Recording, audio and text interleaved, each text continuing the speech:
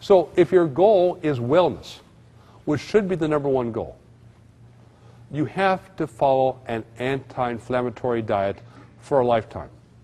Not for 2 weeks, not for 2 months, not for 2 years, for the rest of your life, if wellness is your goal. And it's pretty simple. You eat small meals throughout the day. You have some protein at every meal. You eat primarily vegetables, and you take your fish oil. It doesn't sound very high-tech, does it? Well, I've just tried to show you what's actually in your body is incredibly high-tech. And that's why I said earlier, sometimes we make medicine a lot more complex than it really is.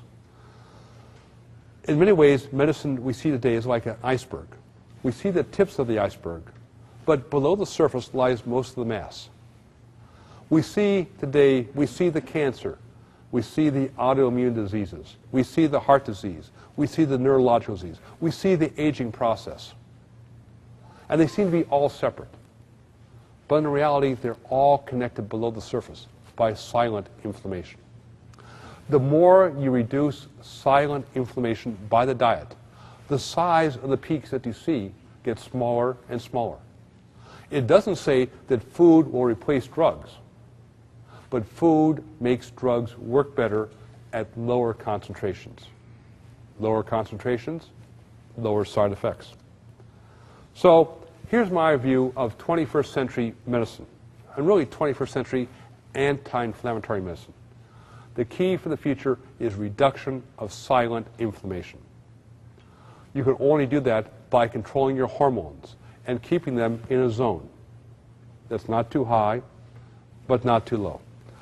Diet is your primary drug, and high-dose fish oil is a key component of that diet. And if you do that successfully, you return to the beginnings of modern medicine with Hippocrates, when he said some 2,500 years ago, let food be your medicine, let medicine be your food. We now know what the old guy was talking about. It's how food can affect our hormones, how those hormones can affect our genetic expression, and if we control our genes, we control our future. That's the exciting aspect. So with that, I've given you a little background on, again, the real key, the reason why you basically train. You want to maintain wellness.